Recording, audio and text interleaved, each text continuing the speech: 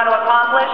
But sometimes if we tie that to some form of a mission, we tie that to something bigger than ourselves, that's how it gets done. You know how things get done? It's by doing that. We had a couple of great things happen this year with this company. One, we actually eliminated some people that didn't follow the dream, that didn't believe in the dream. Some of them we wished well and had them move on to other things in real estate. Some of them didn't even stay in real estate. And that's okay, because we actually have a more solid foundation and a better core of people with heart, soul, and belief that want to succeed. That's actually a good thing.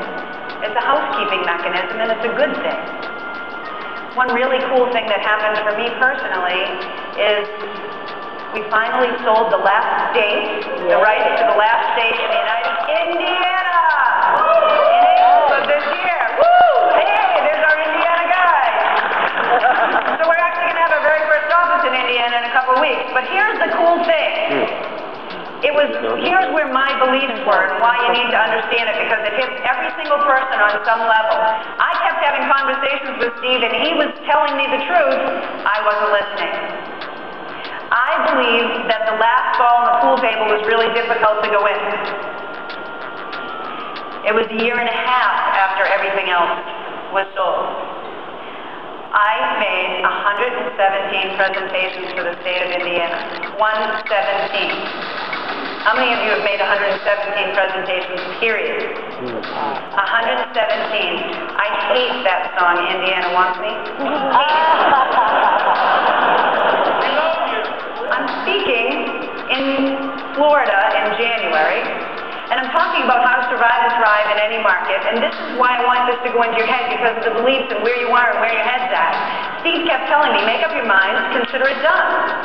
When you say it's done, it's already done. He's always said that to me. I always believed it. But I had something preconceived in my mind. Indiana was going to be the toughest state, and I actually made it tougher. Does that make sense? I made it tougher. I made it harder. I was actually making myself so aggravated it was ridiculous.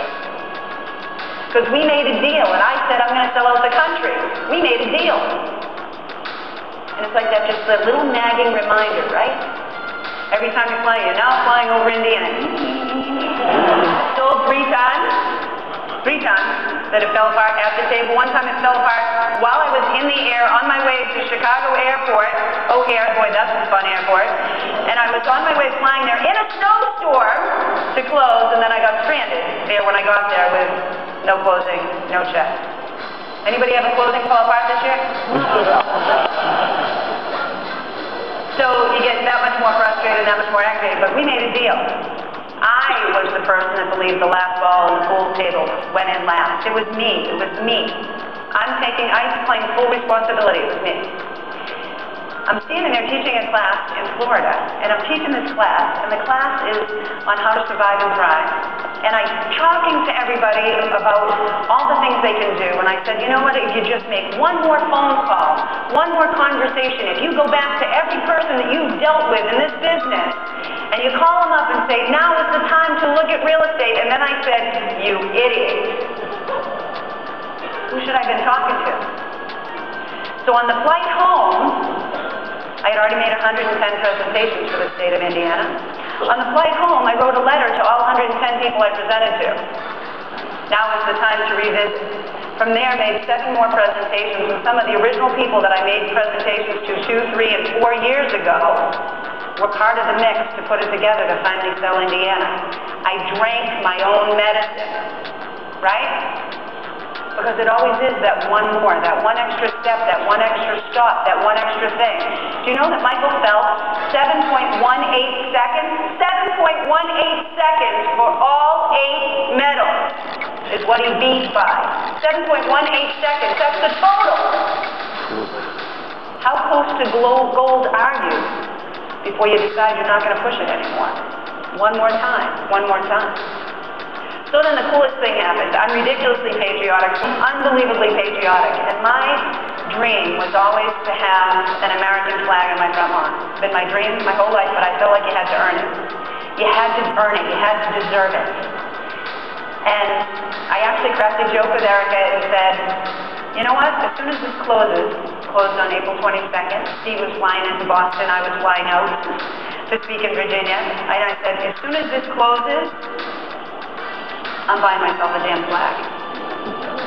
You know, like that first man on the moon? I'm buying myself a flag. So I go and do this little world tour, and I go from Virginia to Georgia to somewhere else. I was in 3 states in 3 days. I think I was in 4 states for 3 days. And I finally fly home. It's really late. And my daughter picks me up from the airport and drives me a very weird way to get back to my house, which I think is really bizarre. And she parks in the garage, and I always park outside. And she takes me through the house, and it's really late, like 12 o'clock at night, 1 o'clock in the morning. And she grabs a flashlight, and they take me outside. And while I was gone, Exit International had the United States flag put in. That's because that's the kind of people they are. They want you to get what you want, too. Isn't that cool? Isn't that cool? So I started thinking about possibilities, and that's what that flag reminds me of, is possibilities. The American dream is a possibility, right? The American dream is a possibility. That possibility of what it is that you can do, that unbelievable American dream, I love it. So think about those possibilities. Think about this, crazy stuff. I like stats, right? I'm an information junkie. Think about this. John F. Kennedy, 9 years from when he said that we were going to put a man on the moon. Nobody believed it. It wasn't even possible. I don't know how many of you remember that time, but I remember we had 3 channels on our television back then. 3. And we thought we were huge. Then we got 2 extra channels and we could watch all those crazy sci-fi movies that were dubbed over in Chinese. And then they put a man on the moon.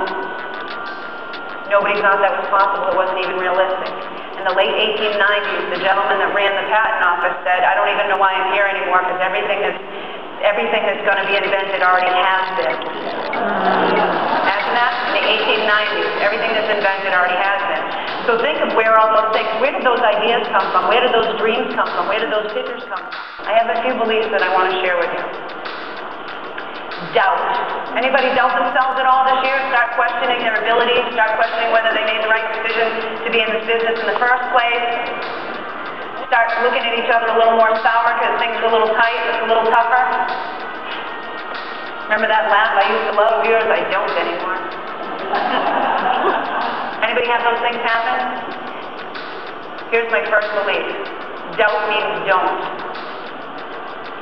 Doubt makes you not move at all. It makes you not do a thing. You don't even take a step. Doubt means don't. So you've got to remind yourself of that. If doubt means don't, I'm not going any further than this. I have to get information. The information you probably need is just knowledge. Knowledge so that you can take it a step further. Doubts turn into possibilities, don't they? Because you gave yourself that knowledge, you gave yourself that information, you gave yourself that ability to take it a step further. You gave yourself that power. Because knowledge is power. Absolutely on the top of the beliefs. Knowledge is power. Don't you feel empowered the more information you have? And then you feel prepared, right? What the general public wants more than anything else is certainty in uncertain times. And the best certainty we can provide for them is to give them accurate information, accurate knowledge.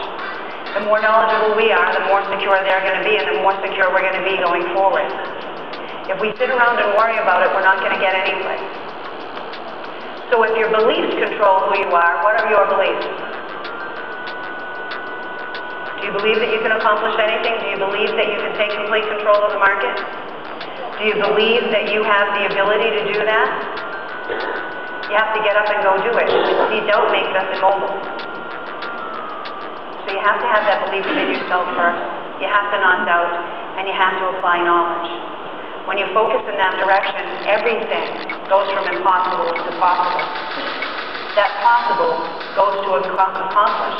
And it's always one step at a time. It's always one thing at a time. And it doesn't matter what your personality type is. Some of it is a little slower pace, some of it's at a little different pace, and it's one step at a time, one bite at a time, one step at a time. It drives me crazy! More things that everybody's doing, running in 5 million different directions, when if they only focus on what it is that they're supposed to be doing, keeping their eye on their job, their task, putting the list first of what it is I need to accomplish, They've achieved great things, huge things, untouchable things. So you heard my mission in the front, right? It sounded pretty big. Does that sound like a big step?